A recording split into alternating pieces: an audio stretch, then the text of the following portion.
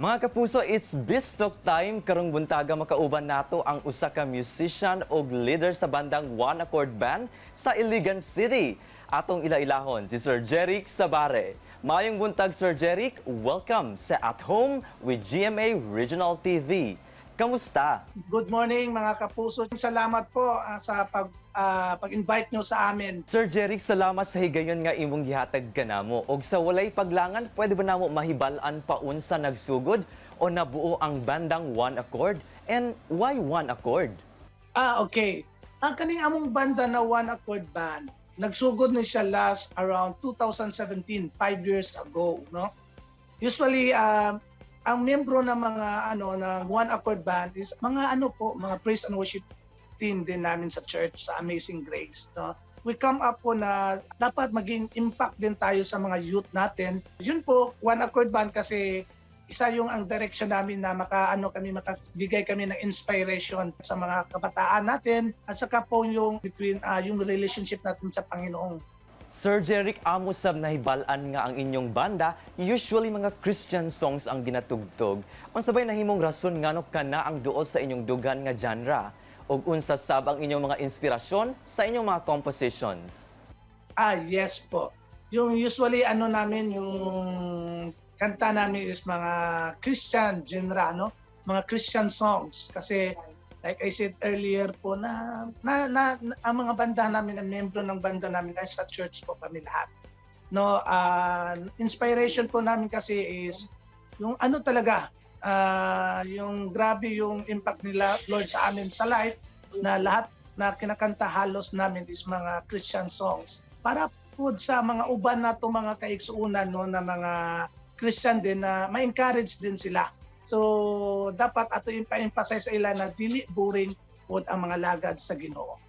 Unsa sab ang sikreto sa inyong banda, sir, nganong hantod karon hapsay og intact paghihapon ang inyong grupo? Number one, ang sikreto lang jud namo sa among banda is Christ-centered. No? Sentro jud ang Ginoo sa among ang banda. No? Number two is respect one another. No, hindi kailangan kay ako ang leader sa banda, ako jud ang masunod tanan. So para nag-continue among banda is naadyo may respeto sa matag isa, no? Sa banda, na mga disagreement, na mga misunderstanding, pero we will settle it na diya dayon masitol na mo tanan. So far, sir, if you look back in the past, unsa ba ang mga unforgettable moment nga sinati sa inyong banda? Yung mga unforgettable moment namin sometimes yung nandun ka na sa play, no, magpe-play ka tapos yung bigla lang na putol yung string sa gitara, no? Paano yun? So maraming din crowd, so parang maging embarrassed din, no? Kaya yung mga embarrassing moment din namin hindi namin makakalimutan. And as the leader of the band, unsa ba ang lesson nga nahatag sa imuha sa musika og sa imong banda nga kanunayon nimong baunon sa imong kinabuhi? Lesson sa as a leader of the band, kailangan jud ka dako kayong pasensya. No, dako jud kayong pasensya og pagsabot sa imong mga miyembro. No, kailangan po ka mo communicate sa ilaha, mo dapat na amoy maayong relasyon sa matag isa, no? Imo i-low down imong self, i-label nimo imong self jud sa ilaha para ma-okay ang banda.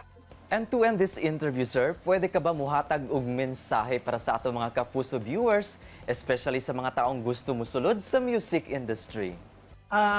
Aside from respect po, kailangan po natin na mayroon tayong understanding.